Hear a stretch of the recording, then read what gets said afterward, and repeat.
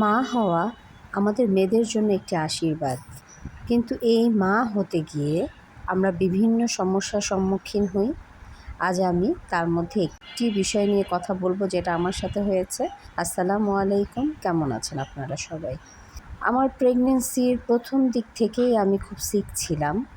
তো যখন আমি ৩ মাসের সময় আমি আমার সুগার লেভেল টেস্ট করি, এর আগেও কিন্তু করা হয়েছিল, তখন নরমাল এসেছিল। কিন্তু ৩ মাসের সময় আমার সুগার লেভেলটা বেশি আসাতে আমি যতবারই ডক্টরের কাছে গিয়েছি, প্রথমে তো ১ মাস পর, তারপর ১৫ দিন পর, তারপরে প্রতি সপ্তাহে সপ্তাহে। তো তখন আমাকে প্রতিবারই এই সুগার লেভেলটা টেস্ট করতে হয়েছে।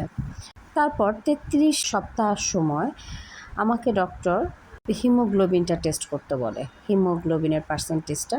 তো ওইটা টেস্ট করার পর দেখা যায় যে আমার হিমোগ্লোবিনের পরিমাণটা কমে একদম ৭-এ চলে আসে। তো ১৫ দিন আগে আমার একবার হিমোগ্লোবিনের টেস্টটা করানো হয়েছিল, তো তখন ৮.৫ ছিল।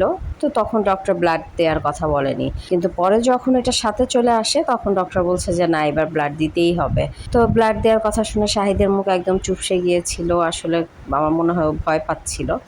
তো যাই হোক, পরে আমরা বাসায় চলে আসি। এসে বাসায় কথা বলি। বিশেষ ধন্যবাদ রাসেল ভাইকে। ভাইয়া শোনার সাথে সাথে সে অফিস করে রাত ১২টার দিকে এসে সে তার ব্লাডটা দিয়ে যায়। পরের দিন সকালবেলা আমি আমার ব্লাড দেই।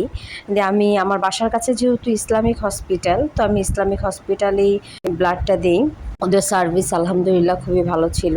আর আমি এই ব্লাড দেওয়ার সাথে সাথে কিন্তু আমি একটা করে মালটা, একটা বেদানা, তারপরে বিটরুটের শরবত, ওইটা আমি প্রায় ১ গ্লাসের মতোই খেয়েছিলাম, একটা ড্রাগন ফল। আর এতে করে আমার ব্লাড দেওয়ার পরে আমার হিমোগ্লোবিনের লেভেলটা ৯.৫ হয়েছিল। এই ব্লাড দিতে আমার সময় লেগেছে প্রায় ৪.৫ ঘন্টার মতো। অনেকেই বলতে পারেন যে ব্লাড না দিয়ে তো একটা ইনজেকশন আছে, সেটা দেয়া যায়। হ্যাঁ, সেটা দেয়া যায়, তবে ওইটা দিলে নাকি হাতে ১.৫-২ মাস সময় থাকতে হয়। তো আমার যেহেতু সেই সময়টা ছিল না, তো এর জন্য আমাকে সরাসরি ব্লাডই দিতে হয়েছে।